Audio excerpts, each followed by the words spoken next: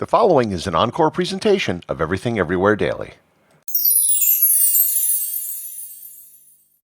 There's a very good chance that many of you listening to the sound of my voice have had pasta, maybe within the last week. Pasta is a simple, affordable food that comes in a wide variety of forms. It can be served with almost anything and in a wide variety of styles. And despite its current global nature, pasta is a food that originated in Italy. Or did it? Learn more about pasta, how it originated, and how it spread around the world on this episode of Everything Everywhere Daily.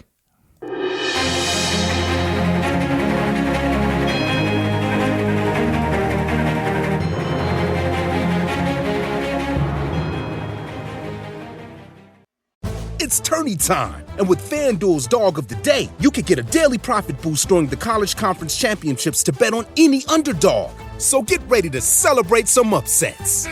No one saw that coming, except for me, baby! 21 plus in present select states. Opt-in required. Minimum plus 100 odds required. Bonus issued is non-withdrawable profit boost tokens. Restrictions apply, including token expiration and max wager amount. See terms at sportsbook.fanduel.com. Gambling problem? Call 1-800-GAMBLER. At the Home Depot, Spring Black Friday is here, and we've got 14 days of deals to transform your space. So what are you working on? How about a quick and stylish patio furniture update? And what's outdoor dining without a shiny new grill? Find a wide selection of grills under $300, like the Next Grill 4-burner for only $229 at the Home Depot.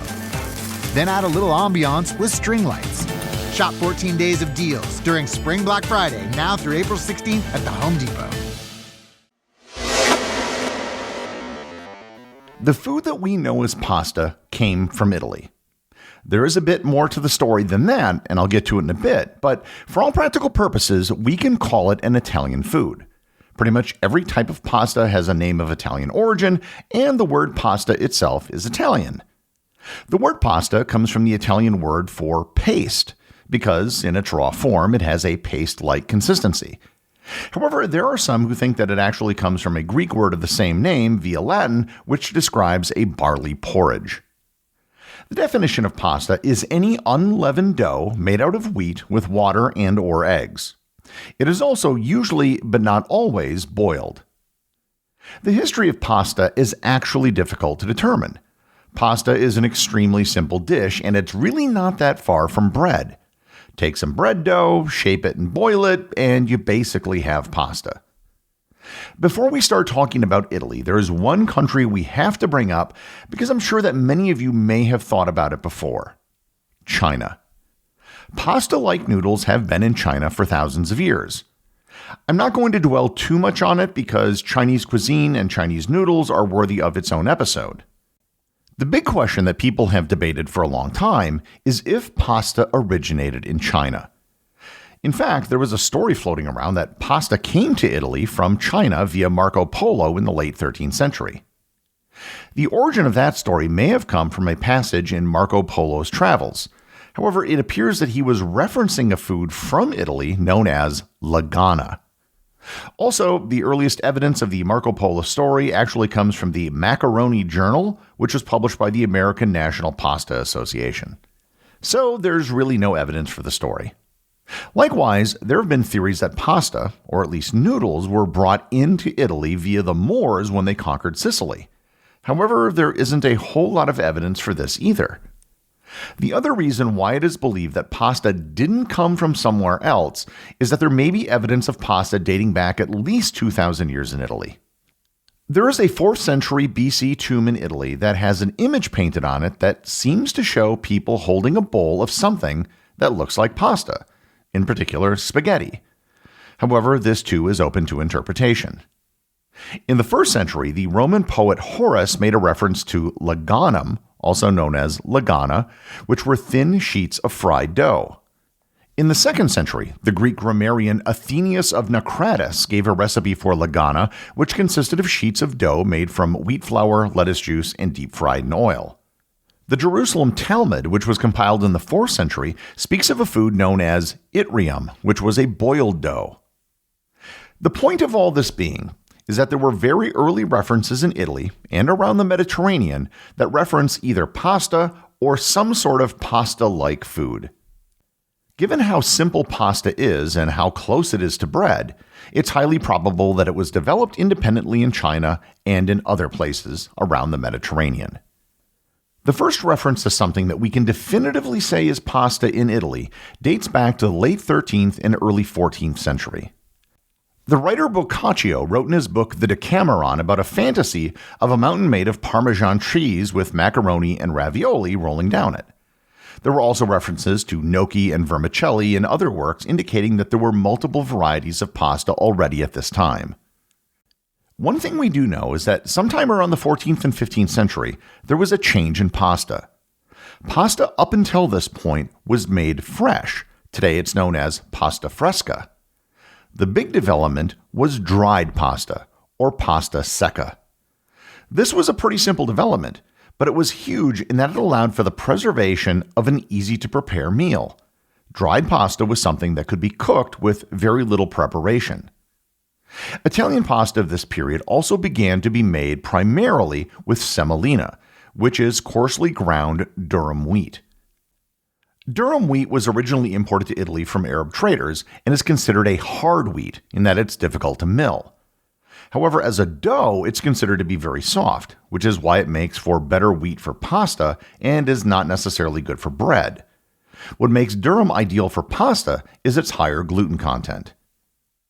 Today, most pasta is made out of durum wheat, and in Italy, by law, anything labeled as pasta without any special qualifiers has to be made out of durum wheat.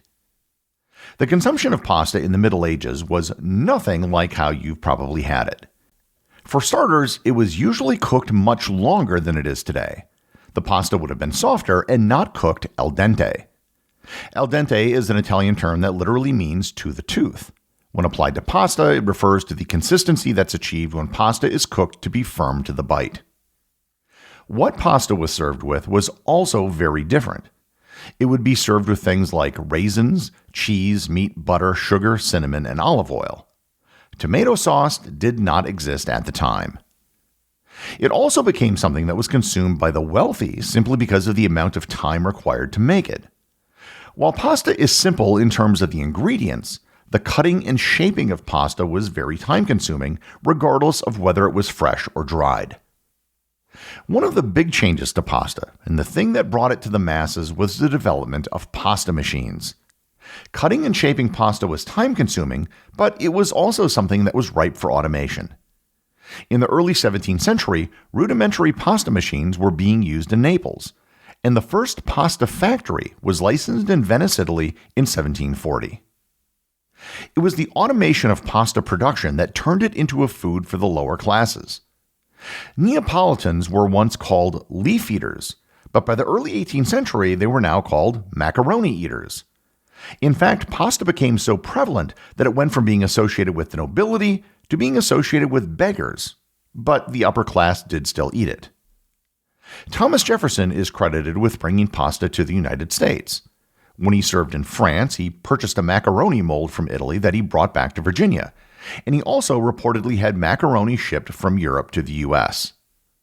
At the time, all pasta was commonly referred to as macaroni. The word macaroni comes from a Sicilian phrase for kneading dough vigorously.